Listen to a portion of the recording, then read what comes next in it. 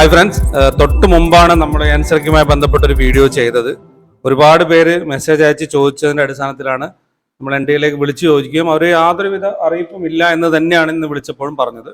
എന്നാൽ ഇന്ന് answer key വന്നിട്ടുണ്ട്. ജനുവരി 3-നാണ് ആൻസർ കീ റിലീസ് ചെയ്തിരിക്കുന്നത്. അതിൽ കൃത്യമായിട്ട് പറഞ്ഞിട്ടുണ്ട് 9,45,918 കാൻഡിഡേറ്റ്സാണ് പങ്കെടുത്തിരിക്കുന്നത്. 6-ാം തീയതി മുതൽ 19 ഡിസംബർ വരെ നടന്ന പരീക്ഷയുടെ ആൻസർ കീയാണ് ഇപ്പോൾ വന്നിരിക്കുന്നത്. അപ്പോൾ ആൻസർ കീയുടെ ഡ്യൂറേഷൻ എന്ന് പറയുന്നത് 3-ാം തീയതി മുതൽ 5-ാം തീയതി വരെയാണ്. 5-ാം തീയതി 11:50 വരെ മാത്രമേ നമുക്ക് ആൻസർ കീ ലഭിക്കുകയുള്ളൂ.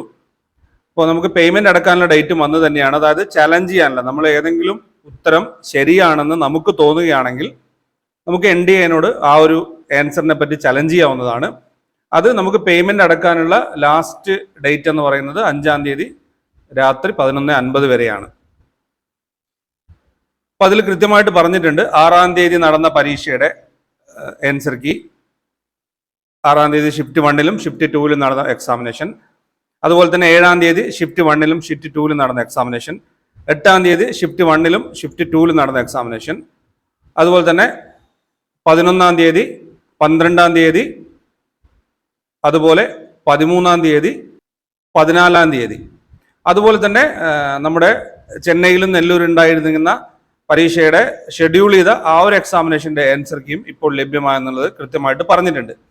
ഇനി ഏത് രീതിയിലാണ് നിങ്ങൾക്ക് ആൻസർ കീ ലഭിക്കുക എന്ന് പറഞ്ഞാൽ നമ്മുടെ NTA വെബ്സൈറ്റിലേക്ക് പോവുക. എങ്ങനെയാണോ നമ്മൾ നമ്മുടെ അപ്ലിക്കേഷൻ നമ്പറും പാസ്വേഡും അല്ലെങ്കിൽ ഡേറ്റ് ഓഫ് ബർത്തും കൊടുത്തുകൊണ്ട് നമുക്കത് ഓപ്പൺ ചെയ്യാവുന്നതാണ്.